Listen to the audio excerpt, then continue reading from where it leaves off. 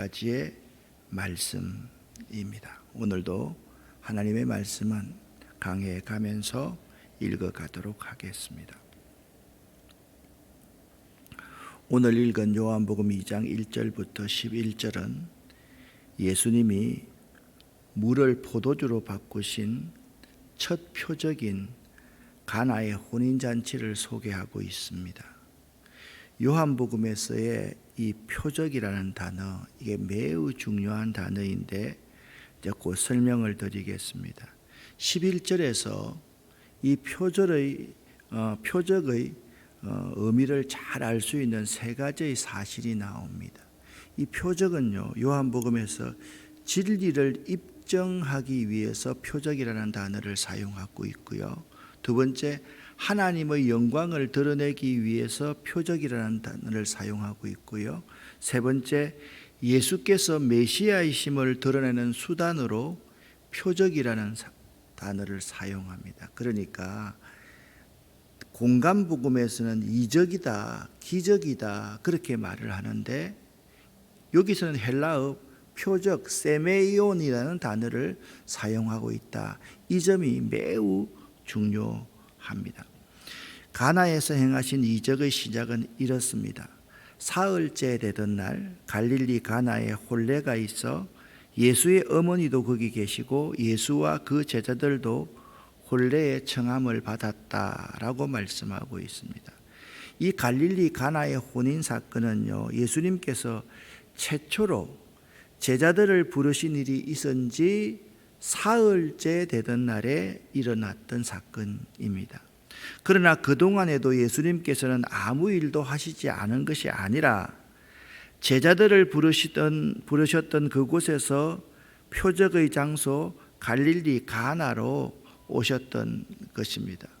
그리고 예수의 어머니도 거기 계시고라는 구절로 보아서 예수님의 고향 나사렛과 갈릴리 가나가 그리 먼 거리가 아니었음을 알 수 있습니다. 예수님의 어머니는 초대받는 손님이 아니고 그 잔치를 돕고 있었던 그러한 사람이었습니다.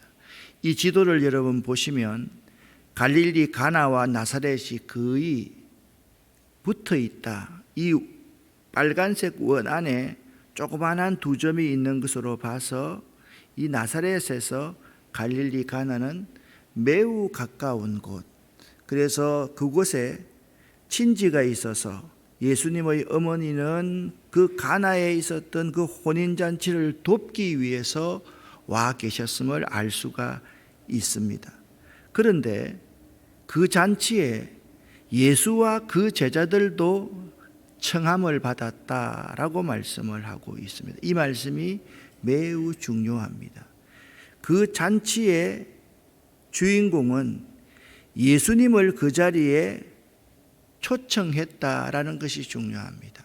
아무리 중요한 잔치라 할지라도 예수님을 초청하지 않으면 그 잔치는 의미가 없을 수 있는데 이 잔치는 부족함이 있는 잔치임에도 불구하고 예수님께서 그 자리에 계셨다라는 것이 중요하다라는 말씀입니다.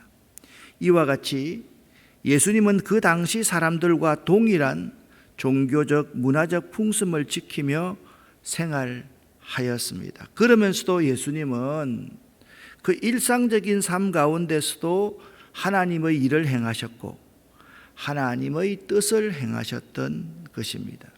자, 이제 사흘째 되는 날에 예수님께서 초청을 받은 그 갈릴리 가나의 혼인잔치에서 어머니와 그 아들 예수가 서로 요청하고 대답을 합니다. 그 갈릴리 가나의 그 잔치에 문제가 생겼습니다. 잔치집에 포도주가 떨어졌습니다. 그러니까 그 잔치의 중심에 깊이 개입하고 있었던 예수의 어머니가 예수께 저들에게 포도주가 없다 그렇게 말하였던 것입니다. 그러자 예수님께서는 여자여 나와 무슨 상관이 있나이까 내 때가 아직 이르지 아니하였나이다 라고 그렇게 대답합니다.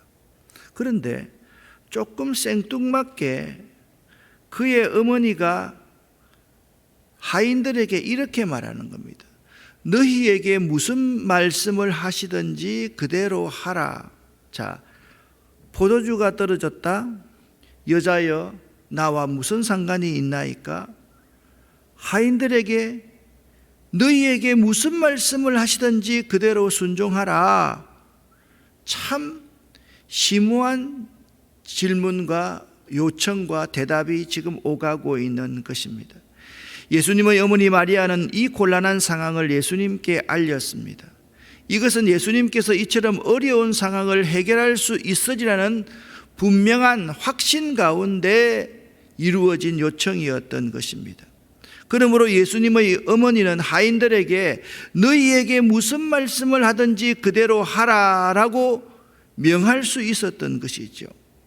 즉 예수님께 대한 완전한 확신과 기대 속에서 예수님께서 이적을 행하실 것을 기대했던 것입니다. 아니, 여러분 한번 생각해 보세요.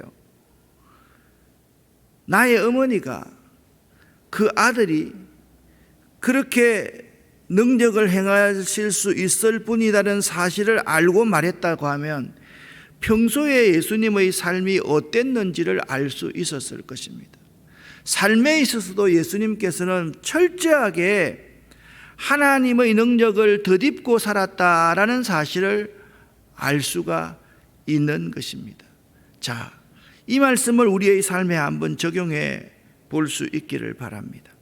너희에게 무슨 말씀을 하시든지 그대로 하라. 어떻습니까, 여러분? 여러분 같으면 이 말씀에 대해서 아멘 할 수 있겠습니까? 여러분에게 무슨 말씀을, 이게 무슨 말씀이라는 것은 어떤 뜻입니까? 이해가 안 되는 말, 좀 황당한 말, 내가 동의할 수 없는 그러한 말씀을 하시더라도 그대로 하라고 말씀하시는 이 어머니의 신앙이 여러분과 저에게도 있냐라는 말씀입니다. 이와 같은 요청에 대한 예수님의 답변은 여자여 나와 무슨 상관이 있나이까? 내 때가 아직 이르지 못하였나이다 라는 내용이었습니다. 여기 여자여라는 헬라어 구나이라는 말은 무례함을 나타내는 호칭이 결코 아닙니다. 이러한 호칭은 그 당시 유대 사회에서 기부인들에 대해서 사용하는 경청어였습니다. 이 호칭은 어머니 마리아에게 이제부터는 예수님 자신을 단순히 아들로만 생각하지 마십시오. 앞으로 내가 이루실 일 때문에 어머니가 충격을 받으실 수도 있으니까 나를 아들로만 생각하지 마시고 그 이상으로 생각하십시오라는 예수님의 예정이 여자여라는 이 표현 속에 내포되어 있다라는 말씀입니다. 또한 내 때가 아직 이르지 못하였나이다 라는 이 주님의 말씀은 예수님께서 자신의 사역이 자신의 뜻을 행하는 것이 아니라 아버지의 뜻을 행하는 것임을 분명히 인식하고 계셨던 것입니다. 그러므로 예수님께서는 이적을 행하시기 전에 먼저 자신의 사역을 완성할 결정적인 때를 기다리셨고, 특별히 오늘 저자 요한은 예수님의 첫 번째 이적을 기록하면서 십자가의 죽음과 부활을 예고하는 표적 세메이온으로 표현하고 있음에 주목해야만 합니다. 그러니까 물을 가지고 포도주를 만든 이러한 사건 그 자체는 이렇게도 해석할 수가 있을 것입니다. 어떻게 물로 포도주를 만들지? 어떻게 십자가 위에서 대속의 피를 가지고 이 세상 온 인류의 죄를 사하지? 이런 의미까지 다 내포되어 있다라는 말씀입니다. 예수님께서 거기 유대인의 정결 예식을 따라 두세 통 드는 돌 항아리 6이 놓여 있었습니다. 예수님께서 그들에게 말씀하십니다. 항아리에 물을 채우라 그렇게 명령하셨습니다. 그랬더니 그들이 하인들이 어머니의 말씀 그대로 아기까지 물을 채웠습니다. 그런데 더 황당한 말씀을 하십니다. 이제는 떠서 연회장에게 갖다 주라 하심에 갖다 주었습니다. 연회장은 그 연회를 주관하는 사람이었습니다. 연회장에게 떠서 갖다 주라. 여러분 같으면 지금 물인데 떠서 갖다 주시겠습니까? 갖다 줄 수 있는 사람 여기 손 한번 들어보십시오. 믿음이라는 것은요, 이런 것입니다. 믿음은 이런 것입니다. 내가 내 상식으로 이해되면 그건 믿음이 아니죠. 내 상식으로 도무지 이해되지 않는 그 명령 앞에서 순종하는 것, 그게 믿음입니다. 예수님의 어머니 마리아는 확신과 기대를 가지고 하인들에게 전에 말씀했습니다. 너희에게 무슨 말씀을 하시든지 그대로 하라고 말씀하셨습니다. 그때 예수님은 유대인의 정결 예식을 따라 두세 통 드는 돌 항아리 6이 놓여 있음을 보시고, 그러니까 그 항아리는요, 손님이 오시거나 손을 씻거나 발을 씻길 때 사용하는 항아리였습니다. 항아리에 물을 채우라 라고 말씀. 저는 성경을 해석할 때 뭐 하나하나 문자적인 해석을 그렇게 좋아하지는 않습니다.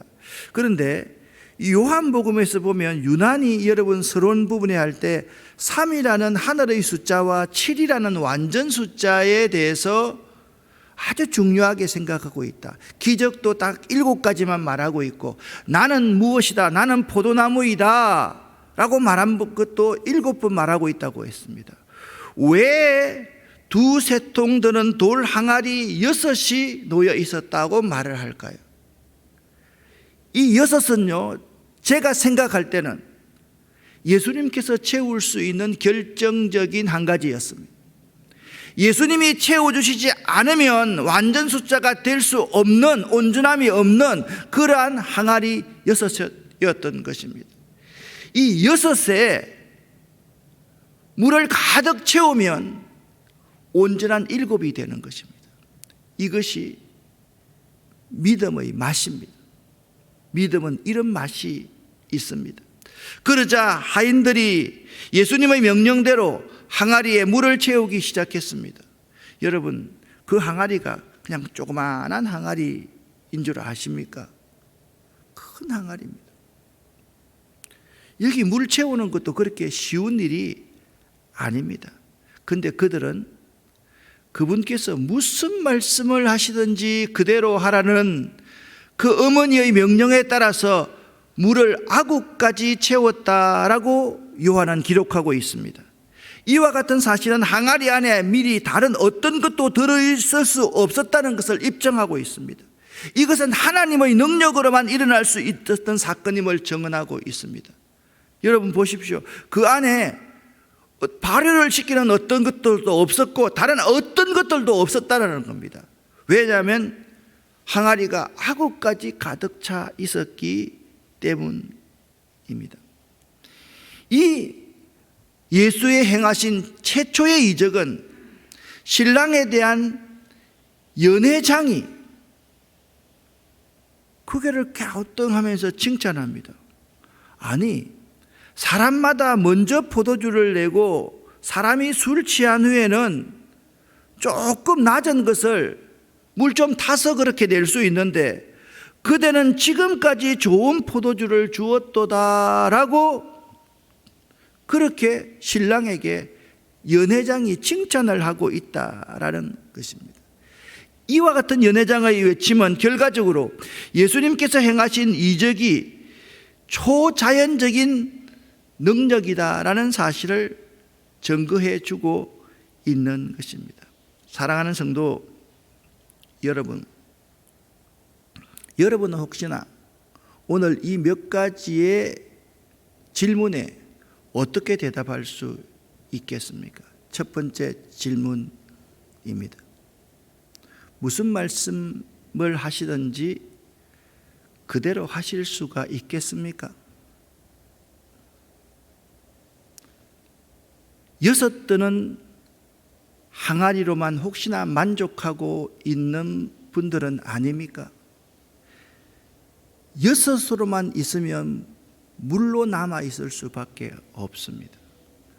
그러나 그 항아리에 물을 가득 아구까지 채울 때 거기에서부터 온전한 역사가 일어난다라는 것입니다.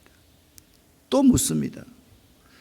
떠서 이제는 연회장에게 갖다 주라라고 할 때 여러분은 갖다 줄 수 있는 믿음이 있습니까? 확인해 보고요. 아니 어떻게 물을 떠서 저에게 갖다 주라고 합니까? 이게 말이 됩니까? 여러분은 어떻게 하시겠습니까? 떠서 갖다 주라고 하면 갖다 주시겠습니까? 아마 수없는 생각을 하고 머리를 그 순간 막 굴릴 겁니다. 아니 이게 무슨 시츄에이션이지? 아니 어떻게 물을 갖다 주라고 하지? 그러나 그들은 한마디도 했다라는 말이 없습니다. 떠서 갖다 주었습니다. 이것이 우리의 믿음일 수 있어야만 합니다. 자, 마지막 문제입니다. 그러면 이 표적의 의미를 요한은 어떻게 묘사해 놓고 있습니까? 11절 말씀을 함께 읽겠습니다. 예수께서 이 표적을 갈릴리 가나에서 행하여 그의 영광을 나타내심에 제자들이 그를 믿으니라. 아멘. 자, 첫 표적을 갈릴리 가나에서 행하여 뭐라고요? 그의 영광을 나타내셨다라고 말씀하고 있습니다. 제자들이 예수가 메시아이심을, 그리스도이심을 믿었다라고 요한은 증언하고 있습니다. 이 표적이란 헬라어로 세메이온이라는 단어인데 특별히 요한복음에서는 예수님이 행하신 이적을 나타낼 때 사용되고 있다라고 말씀을 드렸습니다. 즉 예수님께서 행하신 이적이 신적 권위와 위험이 아닙니다. 위험에 대한 증거라고 믿는 요한의 해석이 가미된 표현입니다. 다시 말해서 요한복음에서는 자연적인 현상을 초월한 초자연적인 표적이 영적인 구원의 영역과 원리를 설명하기 위한 방편으로 사용되고 있다라는 겁니다. 좀 더 쉽게 말씀을 드리겠습니다. 공관복음에서는 사복음서에 다 나오는 사건이 오병이어의 사건 아닙니까? 그렇죠, 그죠? 이건 다 나오거든요. 공관복음에서는 5,000명을 먹이고 12강줄이 남았다. 자, 그리고 사람들이 예수를 왕으로 추대하려고 했다. 그것이 전부였습니다. 그런데 요한복음에서는 오병이어의 표적을 통해서 생명의 떡이신 예수님에게로 우리 자신의 시선을 돌리게 합니다. 그러니까 예수님이 생명의 떡이라는 말씀입니다. 그 사실을 증언하고 있습니다. 또 예를 드리겠습니다. 날 때부터 소경된 자를 고치신 표적을 통하여 바로 자신이 세상의 빛이심과 영적인 소경인 바리새인들의 심령의 상태를 지적하고 있는 것입니다. 소경은 빛을 보지 못하는 사람 아닙니까? 예수님이 자신이 빛이시다. 그리고 바리새인들 너희들은 빛이신 예수님을 알아보지도 못하는 소경이다. 그렇게 교훈하고 있다라는 것입니다. 또한 예를 드리겠습니다. 예수님은 죽었던 나사로를 살리신 표적을 통하여서 바로 자신이 나는 생명이요 부활이다 그 사실을 그들에게 가르쳐 주고 있다라는 것입니다. 그래서 요한복음에서 이 표적 세메이온이라는 이 단어는 이적을 보고 우리는 그 이적을 통해서 어떤 영적인 원리를 받아들이느냐, 믿느냐, 그것이 매우 중요하다라는 말씀입니다. 이와 같이 요한복음에 사용된 표적은 그 표적이 무엇이든 간에 표적을 행하신 후에 예수님을 부각시키고 있으며 예수님 자신이 생명의 떡이고 세상의 빛이고 생명과 부활이심을 우리에게 깨닫게 하신다라는 점입니다. 사랑하는 성도 여러분, 오늘 요한복음에 나오는 첫 번째 표적, 이적을 여러분과 함께 생각해 보았습니다. 오늘 이 말씀을 통해서 여러분에게 도전되는 말씀은 어떤 말씀입니까? 여러분 한 가지만 한번 생각해 보시기를 바랍니다. 무슨 말씀을 하시든지 그대로 하실 수 있겠습니까? 여자여 나와 무슨 상관이 있나이까 라고 하면 여러분들은 상처받지 않으실 수 있겠습니까? 항아리에 아구까지 채우라고 했을 때 여러분은 채우시겠습니까? 떠서 연회장에게 갖다 주라 그러면 갖다 주시겠습니까? 여러분 스스로가 한번 답하고 또한 결단하는 이 새벽이 될 수 있기를 예수 이름으로 간절히 축원합니다. 오늘 저녁 예배 때 만나겠습니다. 살아계신 하나님 아버지여 감사합니다. 고맙습니다. 오늘도 우리에게 말씀하여 주심을 감사합니다. 이 말씀을 듣고 아멘 결단하는 저희들 되기를 원합니다. 무슨 말씀을 하시든지 그대로 순종할 수 있는 저희들 되기를 원합니다. 항아리를 채우라고 하면 묵묵히 아구까지 채울 수 있는 저희가 되기를 원합니다. 이제는 떠서 갖다 주라 하면 아무 말 없이 갖다 줄 수 있는 믿음, 저희의 믿음이 되기를 원합니다. 결례에 따라 있는 6개의 항아리에 물이 채워질 때 온전한 일곱, 온전한 구원, 온전한 주님에 대한 고백이 있음을 이 새벽에 우리 모두가 다 고백할 수 있도록 도와주시옵소서. 이 새벽 기도하는 우리 모두의 기도의 제목을 들어 응답하여 주시옵소서. 예수 그리스도 이름으로 축복하옵고 간절히 기도 올립니다. 아멘.